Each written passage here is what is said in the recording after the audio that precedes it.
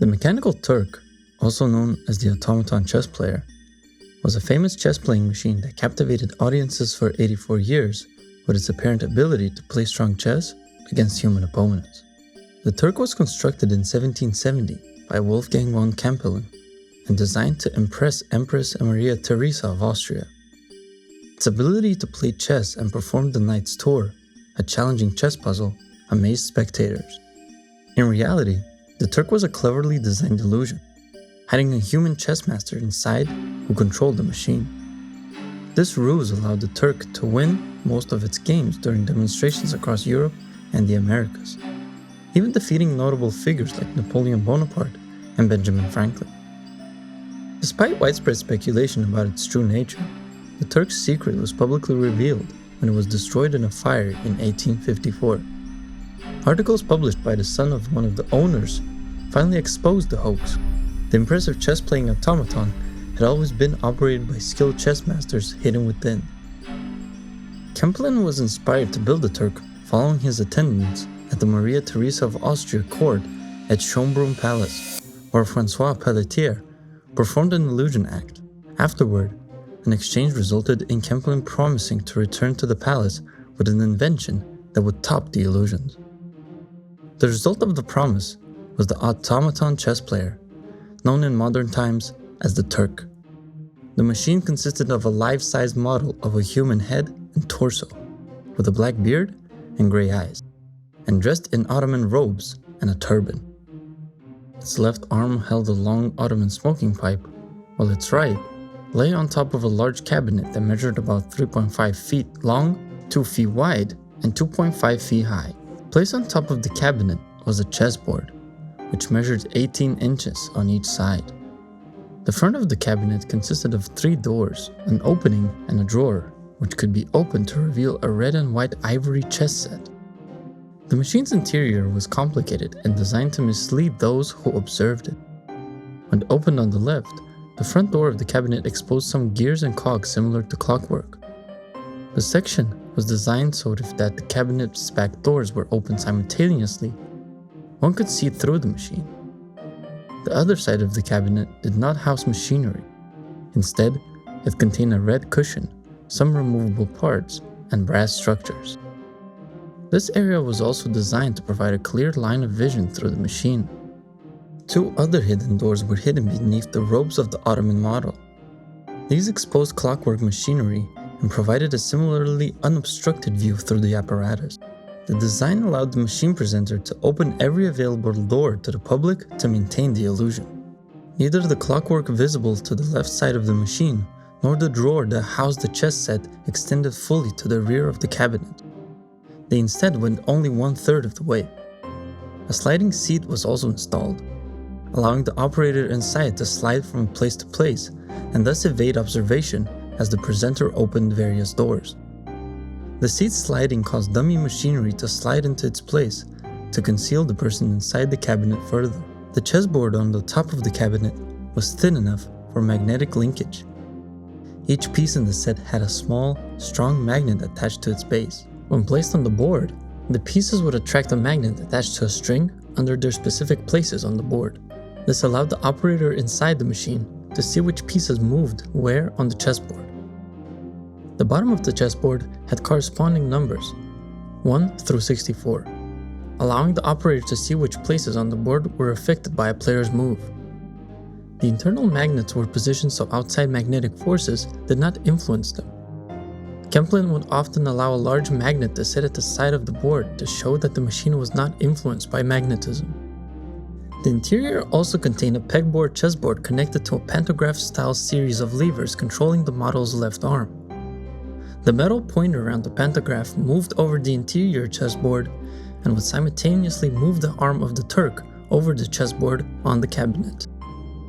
The range of motion allowed the operator to move the Turk's arm up and down, and turning the lever would open and close the Turk's hand, allowing it to grasp the pieces on the board. This was made visible to the operator through the model using a simple candle and a ventilation system. Other parts of the machinery allowed for a clockwork-type sound to be played when the Turk made a move. further adding to the machinery illusion and for the Turk to make various facial expressions. A voice box was added, allowing the machine to say eşek, which means check in French during matches. An operator inside the machine also had tools to communicate with the presenter outside.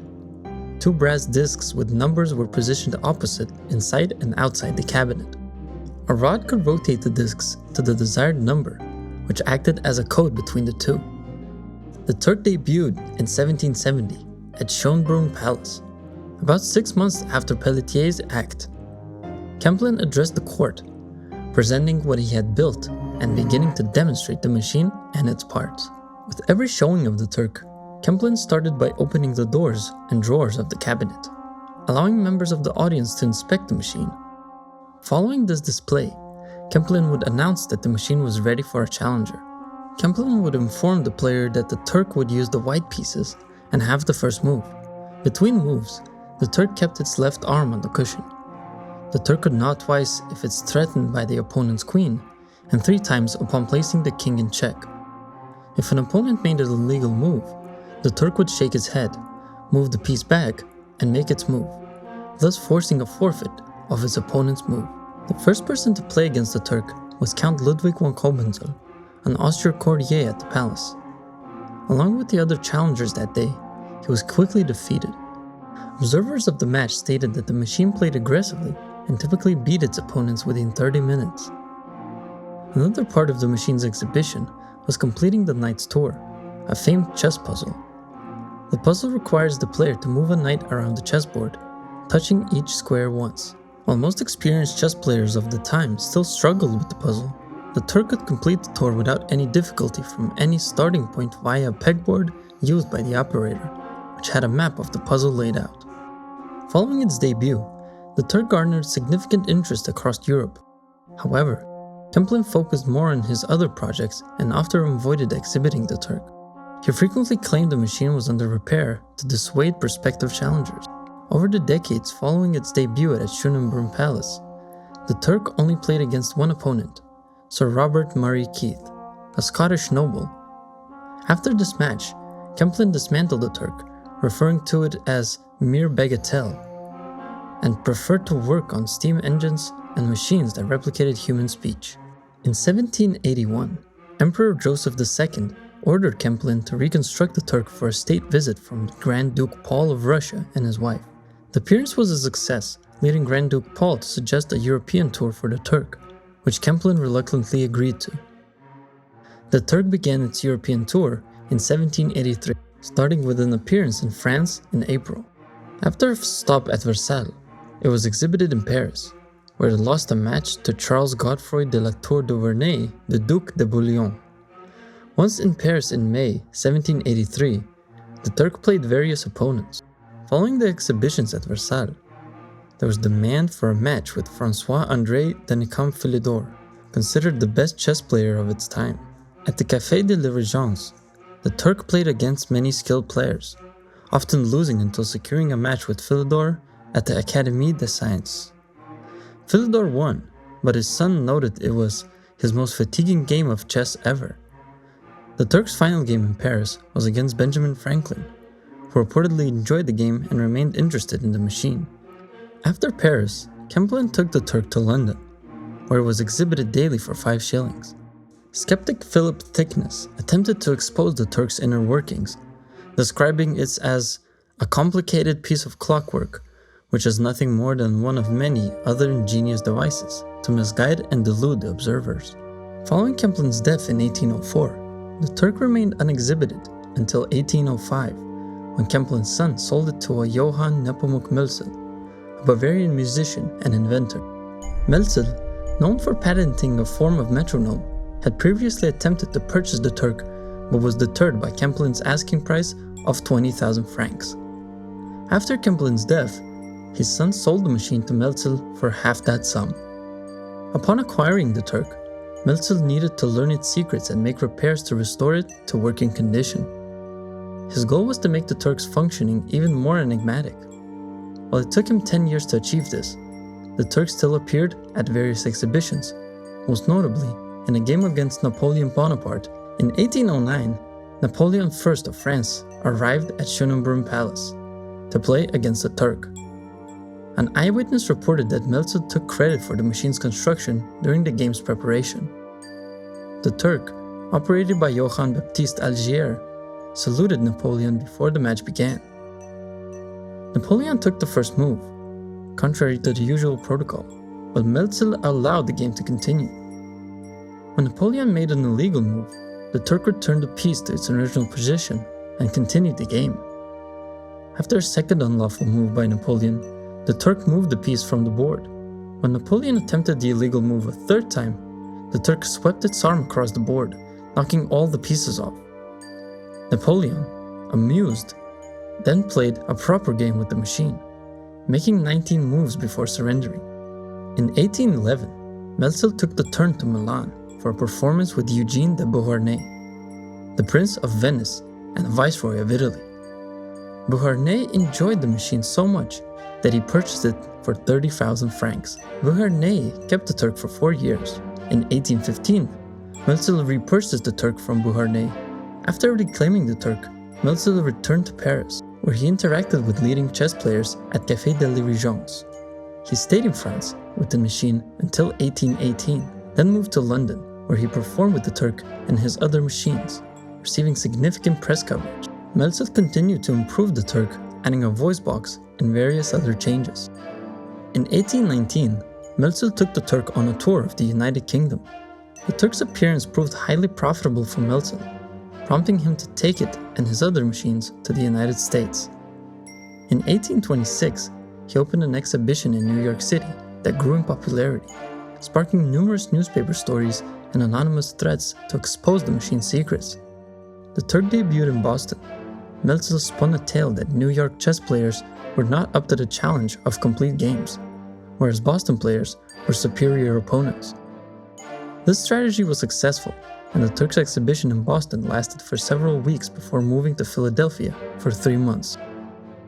Following this, the Turk moved to Baltimore, where it played for several months, even losing a match to Charles Carroll, a signer of the Declaration of Independence. Mälzel continued to exhibit the Turk across the United States until 1828, when he took a break to visit Europe, returning in 1829. Throughout the 1830s, he toured the US, exhibiting the Turk as far as west as the Mississippi River and visiting Canada.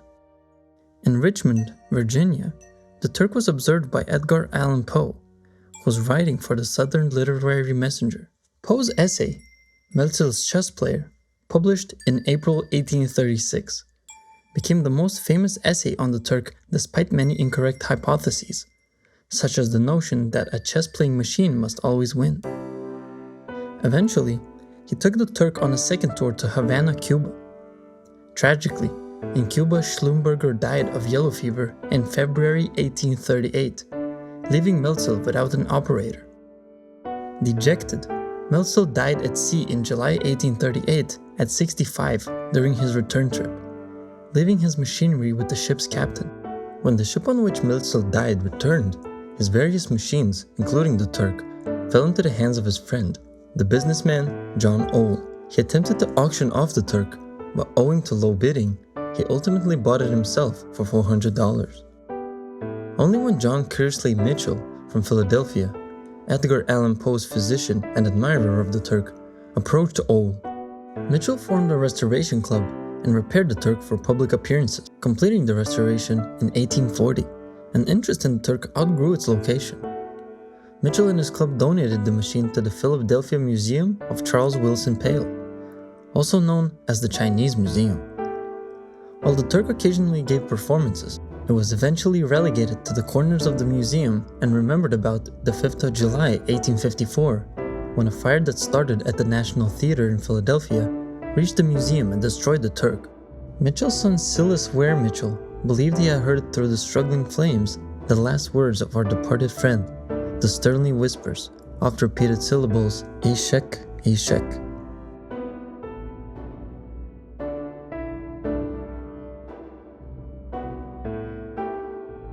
We hope you've enjoyed the story of the Mechanical Turk. We would love to hear from you in the comment section below if you have any questions or thoughts about the video. Remember to hit that like button and subscribe to our channel for more content like this. Thank you for watching, and we'll see you in the next video.